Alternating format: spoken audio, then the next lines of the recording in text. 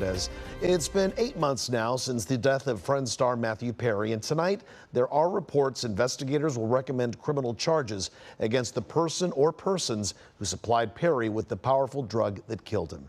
KCON News reporter Tom Wade is here now live with the very latest on the investigation. Tom? And I think, there's just so many big questions and so many people who want the answers to what happened. We'll see if this gets resolved. But the LA Times, they have the story tonight. It reports the LAPD investigators and federal drug enforcement agents are wrapping up their criminal investigation now and potentially have enough evidence to ask prosecutors to possibly file criminal charges in this case.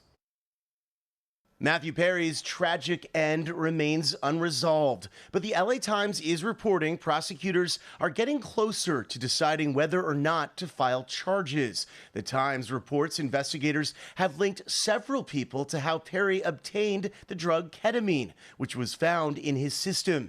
Perry was found dead in October in the hot tub of his Pacific Palisades home. Prosecutors have a couple hurdles. One is they have to prove the source of the ketamine, and it sounds like they might be onto that. Next, they also have to prove that it was that dose of ketamine that caused the overdose.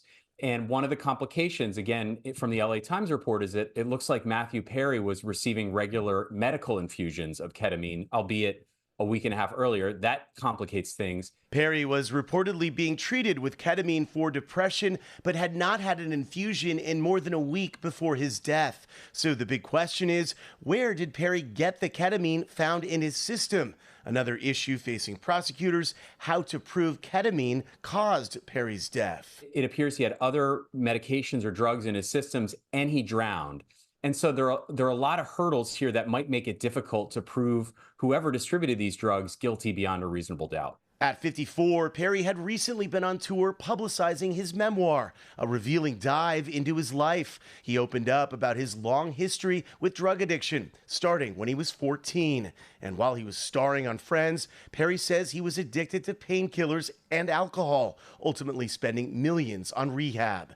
The fact that ketamine was found in Perry's system reportedly a week after his last session with the doctor raises concerns. Doctors say ketamine treatments must be heavily monitored. It needs to be used under doctor supervision. It has to be with a cardiac monitor and oxygen monitoring under the care and supervision of a doctor. When I use ketamine in the emergency department, I use it as a dissociative agent. I use it if I'm doing a painful procedure on someone.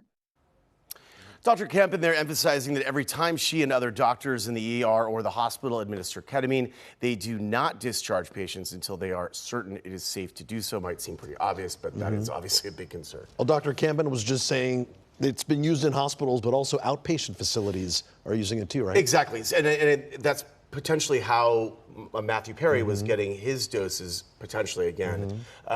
And when that's being done at an outpatient facility, it's heavily monitored, as Perry was being monitored during his treatments reportedly. So obviously the big question tonight, and it's been being raised since this all happened, is how did he get it and what factor did it play in his death? And we'll soon be finding out. Hopefully. All right, Tom, thanks so much. All right. Well, fed up and begging for